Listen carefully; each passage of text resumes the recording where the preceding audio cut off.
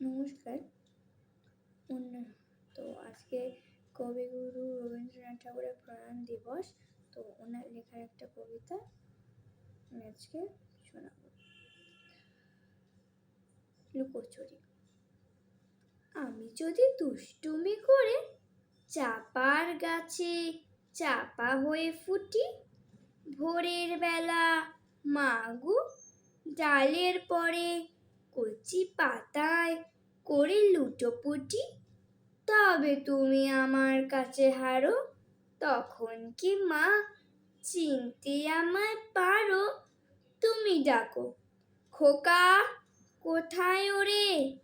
আমি শুধু হাসি চুপটি করে। যখন তুমি থাকবে যে কাজ নিয়ে, সবই আমি দেখব নয়ন মেলে।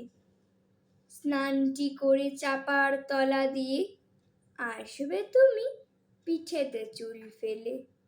এখান দিয়ে পুজোর ঘরে যাবে, দূরের থেকে ফুলের গন্ধ পাবে।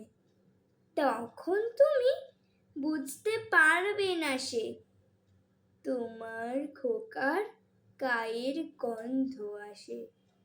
দুপুর বেলা মহাভারত হাতে বসবে তুমি সবার খাওয়া হলে।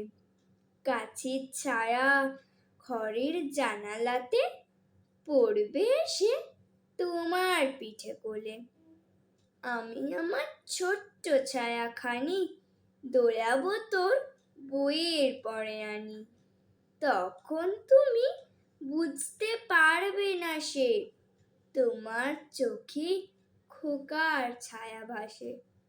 সন্ধেবেলা প্রদীপ খানি জেলে যখন তুমি যাবে গোয়াল ঘরে, তখন আমি ফুলের খেলা খেলে চুপ করে মা পড়ব ভুয়ে ঝরে। আবার আমি তোমার খোকা হব, গল্প বলো তোমায় গিয়ে কব। তুমি বলবে দুষ্টু ছিলি কোথা, আমি বলবো না সে কথা। নমস্কার।